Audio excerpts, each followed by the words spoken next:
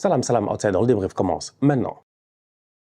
Cette semaine en Ligue des Champions, franchement, je ne sais pas pour vous, mais moi, je suis déjà hypé. On est lundi, on n'est pas encore mardi, on n'est pas encore mercredi. Cependant, on sait que mardi et mercredi, je dis bien, il risque d'y avoir des tremblements de terre. Le Paris Saint-Germain va jouer face au Bayern. J'ai trop hâte d'être à ce match-là pour voir ce qui va se passer. Parce que le Paris Saint-Germain, vous-même, vous savez, en Ligue des Champions, c'est compliqué. Le Bayern, je les ai vus vendredi. Ils ont joué. Je débriefe pas la Bundesliga, mais je regarde ce qui se passe. J'ai vu les Bavarois jouer. Ils m'ont pas trop convaincu. Cependant, j'ai hâte de voir ce que ça va donner. En tout cas, ce match entre le PSG et le Bayern. Cependant, avant de parler de la Ligue des Champions, de tout ça, aujourd'hui, j'ai été interloqué. J'ai été interloqué par une chose, c'est Mohamed Salah. Donc, j'ai envie de parler de Mohamed Salah et j'ai aussi envie de parler de Vinicius parce que Vinicius est blessé. Et donc, du coup, sachant qu'il y a un Liverpool-Real Madrid cette semaine en Ligue des Champions, c'est pas un petit match, c'est un très, très gros match. C'est une finale de Ligue des Champions. Vous-même, vous connaissez. C'est une double finale de Ligue des Champions. Même nous tous, on le sait. Une finale où Sergio Ramos a fait un hippon à Mohamed Salah, le pauvre miskin, 2018. On s'en rappelle tous. Après, ils sont allés à la Coupe du Monde. Les Égyptiens, c'était compliqué. Ils n'avaient pas Salah. Oh. Salah, c'est un grand joueur, quoi. C'est que Salah, avec l'Égypte, ça a toujours été un tout petit peu compliqué. On va voir cette année à la CAN parce que j'ai vu les marmouches, les tout ça, là. Ils vont venir, peut-être ils vont nous traumatiser. Peut-être c'est le retour des pharaons. Bref, Mohamed Salah est au top de sa forme en ce moment. Et Mohamed Salah, après la victoire face à Southampton, il est allé discuter lui-même. Il est allé de son plein gré, en fait. Il est parti en zone mixte et il a parlé. Il a parlé. Il s'est plaint. Il s'est plaint directement. Donc, on est obligé d'en parler parce que ça, c'est quand même quelque chose de très sérieux. Mohamed Salah n'est pas fou. C'est un gangster, c'est un bandit. C'est moi qui le dis. C'est un bandit. En fait, ce qu'il a fait là en ce moment, peut-être que pour les gens, ça passe d'une manière anodine. Il n'est pas fou. Vous avez déjà vu Salah parler.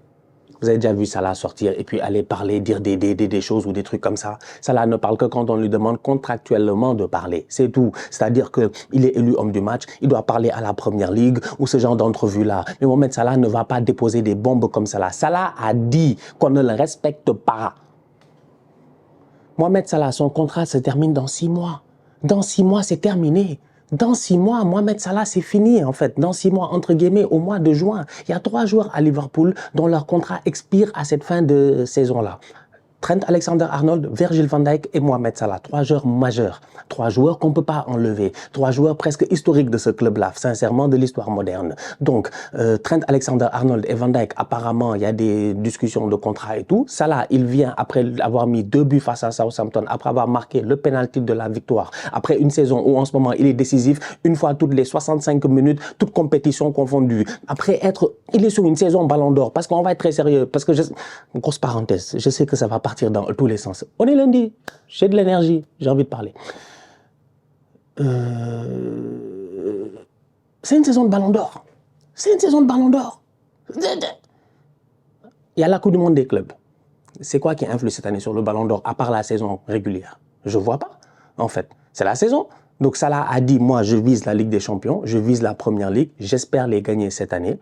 Je suis en forme, je suis pas prêt de partir à la retraite, mais jusqu'à présent on est en décembre et j'ai pas encore reçu d'offre du club, ce qui veut dire qu'à partir de janvier, Salah peut techniquement et légalement, je pense, signer pour la saison prochaine dans un autre club. Mais Salah dit, j'ai envie de rester, j'aime les fans, j'aime l'environnement, j'aime le club, machin, tout ça. Il a envie de rester, mais jusqu'à présent, il n'a pas eu de discussion ni d'offre de la part de Liverpool. Et il ose faire cette déclaration-là la semaine où Liverpool joue le Real Madrid et Manchester City. Ça, c'est un gars qui, franchement, toute honnêteté, a des cojones.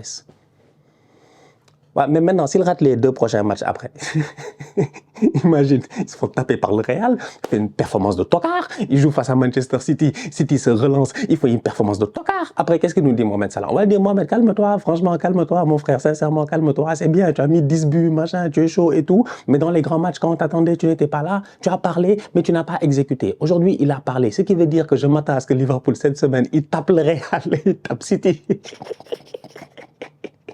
Salah, lui, il va taper les 2. Salah, il va taper les 2. Si c'est Salah seulement, il va taper les 2.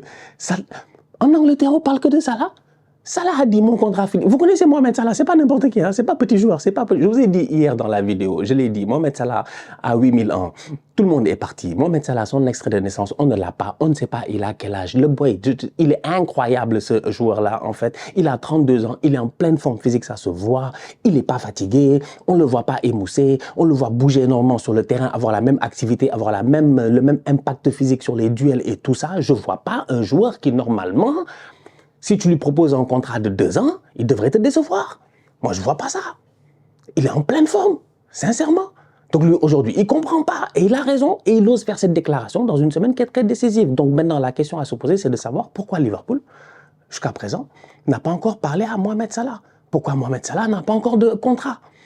En fait, le monde du football est compliqué. Tu peux te poser 35 000 questions. Oui, il a 32 ans, c'est le plus haut salaire du club. Donc, est-ce que tu es prêt à réinvestir de l'argent autant sur un joueur comme ça? Moi, je dis aujourd'hui que c'est juste mon take à moi, c'est juste mon avis à moi. Je dis aujourd'hui que Mohamed Salah est un excellent joueur de football. Il est en pleine forme physique. Il a envie encore de gagner des titres. Je pense qu'il vise vraiment la Coupe du Monde 2026 avec son équipe nationale, l'Égypte, parce que je pense qu'il a envie de, voilà, au moins marquer l'histoire de son pays d'une certaine manière. Si il ne réussit pas à gagner une CAN, je pense que durant les 2 prochaines années, tu ne devrais pas te tromper normalement sur le joueur. Je pense que Salah peut te donner du top jusqu'à 34 ans. Moi, ça, c'est mon avis à moi. Maintenant, au niveau de Liverpool, pourquoi ils ne le font pas? Pourquoi ils sont en train de douter et tout cela? Ça, je ne sais pas. Mais on ne peut pas me dire que Liverpool n'est pas un club qui a les moyens. En plus de cela, sincèrement, toute honnêteté, au niveau de Liverpool, offensivement parlant, à part Luis Diaz peut-être, c'est quel joueur qui s'est réellement démarqué? Je ne peux pas tout mettre sur Jota. Parce que les boys, ils ont confiance en Jota. Darwin Nunez, bon. C'est à part Luis Diaz, c'est qui s'est vraiment démarqué? C'est qui est sorti du lot réellement en fait? C'est sur qui tu peux dire il peut porter mon équipe? Je vous rappelle quand même que Sadio Mané est parti, que Bobby Firmino est parti et que Mohamed Salah a quand même porté cette équipe-là. Il a continué à la porter, même dans une saison compliquée, la dernière de Jürgen Klopp, Mohamed Salah fait ses stats. Donc aujourd'hui, en fait, le fait qu'ils viennent avec autant de confiance faire cette déclaration dans cette semaine aussi décisive, je me dis franchement, non. Je m'inquiète pour le Real Madrid et je m'inquiète pour Manchester City parce que je sens que Salah va nous faire une grosse semaine, en fait. Une semaine où il va mettre les points sur les i, les parts sur les t. En tout cas, c'est son objectif. Il est en confiance. Il le sent. S'il l'a dit, c'est qu'il le sent. Il n'est pas forcé. Il n'était pas forcé. Franchement, il n'était pas forcé. Il aurait pu rentrer dans le bus ou, je sais pas, prendre sa voiture et puis rentrer chez lui. Il n'était pas forcé. Il est venu, il a fait cette déclaration. Il y a quelque chose. Pour moi, il y a quelque chose. Donc, voilà. Et puis, c'est un peu dommage au niveau de Liverpool parce qu'un joueur comme ça, qui t'a jamais déçu, qui a toujours été constant, il n'y a jamais eu de saison vraiment où on peut dire ouais le boy ne sait pas gérer et tout, qui est un leader aussi, je pense qu'il aurait mérité quand même d'être appelé à la table des négociations un peu plus tôt. Mais bon, c'est le football, c'est comme ça, vous-même vous savez, les choses ne sont pas aussi simples. Est-ce que Liverpool regarde dans le futur? Est-ce qu'il ne veut pas investir sur de la jeunesse et puis tout? Mais cette jeunesse-là a aussi besoin d'être accompagnée. Aujourd'hui, je pense que Salah, c'est le leader qui peut accompagner cette jeunesse-là. Mais bref. On va voir. En tout cas, en ce moment, ils sont premiers, ils sont au top. Salah, lui, il a l'air d'être concentré sur sa saison. Il a envie de faire une saison épique. Et je suis convaincu que plus ils vont attendre, plus les chiffres vont augmenter. OK, il y a peut-être un problème de chiffres. OK, ils ont peut-être envie de payer un salaire énorme. Mais il le vaut. Il le vaut. Je pense que pendant des années et des années, il a été très, très sous-estimé. Pas sous-estimé, mais je ne sais pas. En tout cas, vraiment, il a été peut-être regardé d'un autre œil. C'est une légende, en fait. Le boy est trop fort. Il nous fatigue. Il nous fatigue. J'ai encore les flashbacks de Salah 2017-2018, mais j'ai mal à la tête. Mais j'ai mal à la tête. Il arrive en première ligue. Il revient, pardon, en première ligue après des années d'exil et il nous traumatise. Non. Bref. Donc Liverpool va jouer le Real Madrid cette semaine. Et donc au niveau du Real Madrid aussi, ils ont un problème. Vinicius est blessé. Vini est blessé. Vini est blessé. Hop, hop, hop, Vini est blessé. En fait, Vini, je sais pas... C'est dommage, 90 minutes, je ne sais pas qui l'a envoyé jouer tout le match face à Leganés. Le match était facile, il aurait pu sortir plus tôt. Bref, Ancelotti ne l'a pas fait sortir, il joue le match. On nous dit à la fin qu'il a des problèmes musculaires, lésions, machin, Vini est out pendant 3-4 semaines. Donc, au niveau du Real Madrid, ils vont arriver cette semaine à Liverpool dans un match ultra décisif où le Real doit quand même aller chercher voilà, des points. Il faut qu'ils aillent chercher des points, il faut qu'ils aillent chercher les 3 points, il faut qu'ils se transcendent pour aller chercher cette victoire-là, avec une liste de blessés qui est tout simplement anormale. En fait, c'est abusé. Ils n'ont pas de joueurs. Valverde joue latéral. On est rendu là. On est rendu là. Il n'y a pas de joueurs là. Il n'y a pas de joueurs, il y a trop de blessés. Et comme par hasard, le meilleur joueur, c'est lui qui s'est blessé. Mais Vini, pourquoi Vini? Pourquoi Vini? D'autres joueurs peuvent se blesser. Tu te dis, allez, vas-y, tu vas tenir. Mais Vinicius, non. C'est un joueur qui est trop important. On l'a vu face à Leganés.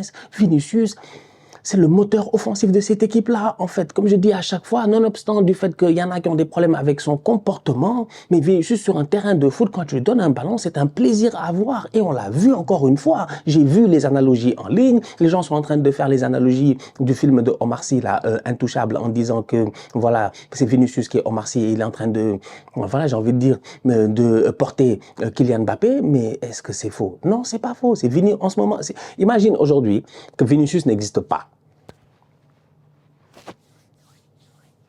Il n'existe pas.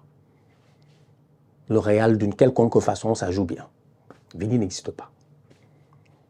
Kylian Mbappé arrive au Real et c'est l'espoir de toute une équipe. Son début de saison n'est pas un genre d'espoir qui allait n'est pas un début de saison qui allait satisfaire, je dis bien, les supporters.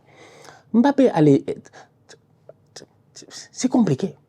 Kylian est en galère, on le sait. Ok, il essaie de revenir, il essaie de retrouver son meilleur niveau, mais il est quand même en galère.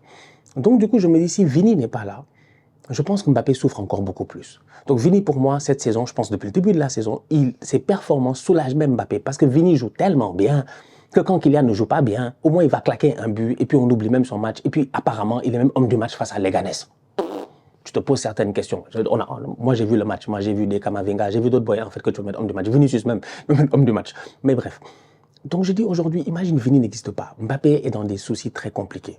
Il aurait été dans des soucis très compliqués parce que je pense que tous les regards auraient été que sur lui.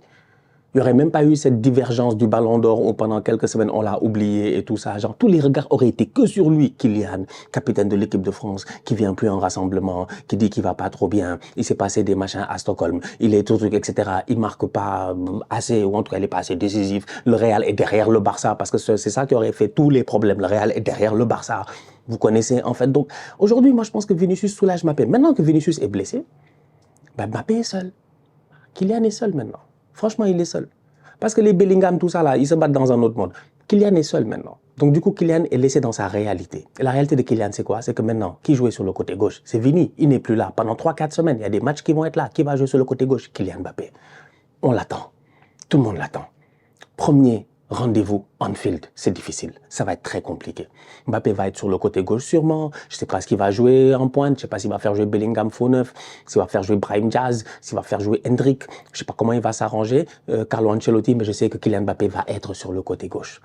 Kylian Mbappé, durant les 3 prochaines semaines, les 4 prochaines semaines, on va le voir, je dis bien, normalement dans sa position ailier. Il est plus en pointe, non? Hashtag pivot gangou, je sais plus. Parce que lui, il nous a dit des trucs, après on n'a plus compris. Kicks, il revient sur le côté. Maintenant, normalement, il doit performer. Il doit faire les débordements, les rentrées, les enroulés, les croisés et tout ce qu'il sait faire.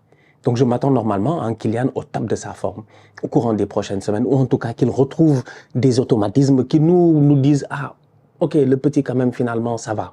Parce que là en ce moment j'ai envie de dire, honnêtement, en fait l'exigence, elle est là en fait. C'est-à-dire qu'il y a des boys, ils sont dans des discussions de GOAT.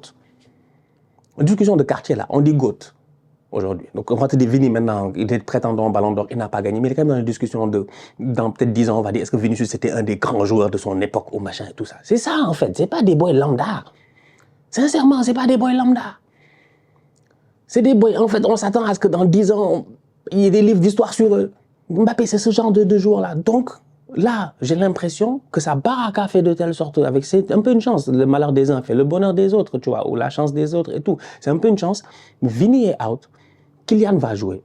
Kylian va jouer maintenant. Il a de l'espace. Ouais, il a de l'espace maintenant. Il a de l'espace. Qui va venir le fatiguer là-bas sur le côté gauche? Personne. Qui va le fatiguer un tout petit peu dans l'axe? Personne. Il a vraiment de l'espace. C'est à lui de performer. Peut-être que les 3-4 prochaines semaines, c'est les 3-4 prochaines semaines où Mbappé, nous tous, tout le monde s'était, on s'assoit et on fait wesh, he's back. Ou sinon, peut-être c'est les 3-4 semaines où on le voit sur le côté et il s'en sort pas. Donc je ne sais pas. Mais pour moi, la blessure de Vinicius, là, non seulement elle est importante globalement pour le Real Madrid durant les prochaines semaines, parce que Vini est un joueur tout simplement juste trop important. Il y a trop de blessés offensivement et défensivement. Ils sont obligés de faire jouer des joueurs hors position. Il y en a beaucoup qui vont enchaîner les rencontres. Il faut espérer qu'aussi ils ne se blessent pas. On se rappelle que Bellingham s'est blessé en début de saison. Il ne faut pas qu'il se blesse maintenant. Donc, ça risque d'être assez compliqué. Mais je pense que Kylian Mbappé doit normalement performer. Il doit performer. La Vini n'est plus là. Là, il n'y a plus d'excuses, là. Il y a plus de... On sent qu'il n'y a pas de truc, non. Là, il y a un boulevard. Il y a un boulevard. Il sait courir, non. Il sait faire que ça à courir, franchement. Mon piston. Mon nouveau piston. Kylian Mbappé, mon nouveau piston. Tu le mets... Cours. Kick, s'il te plaît, cours. Cours, enroule. Arrête les trucs compliqués. Franchement, on s'en fout des ailes de pigeon, des machins, je veux soulever le ballon. On ne te demande pas ça. On te demande, tu cours, tu mets des pointus, tu mets des bastos, tu frappes, tu marques. C'est tout. Parce qu'il faut quand même que quelqu'un calme Liverpool. Moi, ça me ferait du bien que le Real tape Liverpool cette semaine. Pour que Liverpool, il se calme un peu, quoi. Avant de jouer Manchester City, tu vois. Parce que même si City tape Liverpool, en championnat, moi, ça m'arrange d'ailleurs. Si Arsenal gagne le week-end prochain, City tape Liverpool, ça nous fait du bien, tu vois. Il faut que le championnat se rééquilibre. Donc, en fait, cette semaine, dans un monde idéal, Mbappé doit faire le match de sa vie face à Mohamed Salah qui vient de dire que lui, il va faire le match de sa vie. Vu qu'il a dit qu'on ne l'a pas respecté, qu'il mérite d'être payé et d'être renouvelé, mais que personne ne vient discuter avec lui, et il n'a pas envie forcément de partir, mais qu'il pense qu'il est constable, qu'il est déjà parti. Donc Mbappé va devoir vraiment faire un miracle, et le Real au complet, les Bellingham, machin, tout ça. Et d'un autre côté, en espérant que Manchester City se réveille. Mais je l'espère, qu'il tape Liverpool aussi, que nous tous, ça nous arrange. Bref, voilà. Grosse semaine, hein. Grosse semaine qui s'en vient. Grosse semaine. Arsenal, nous on joue le Sporting, non? Je sais même pas. Franchement, je sais même pas. Je sais même pas. Je pense qu'on joue le Sporting. Il me semble qu'on joue le Sporting. Je connais mon calendrier quand même. Je connais mon calendrier. On joue le Sporting à l'extérieur. Ils viennent de changer de coach. Amorim est parti. On va voir ce que ça va donner là-bas aussi. Mais bon, j'ai espoir. J'ai espoir. On devrait se gérer. Même si ça a été un peu des hauts et des bas en Ligue des Champions, je pense qu'on devrait se gérer. Barça-Brest, j'ai trop hâte de voir. Brest, il faut qu'il tape le Barça. Il faut que Brest il tape le Barça. Brest, s'il vous plaît. S'il vous plaît, Brest. Brest, s'il vous plaît, rendez cette soirée épique. On sait jamais. On sait jamais. Peut-être le Barça à leur bête noire cette année, c'est les Français. Peut-être c'est Monaco, peut-être c'est Brest. Qui sait? Et Paris-Bayern aussi. Donc ça, j'ai hâte de voir. Bref, la famille, on se capte très bientôt cette semaine pour de nouveaux débriefs. D'ici là, on continue à liker, on continue à partager. On s'abonne, on s'abonne, on s'abonne. On est ensemble, on reste en santé. C'est toujours le plus important. Tous outsiders.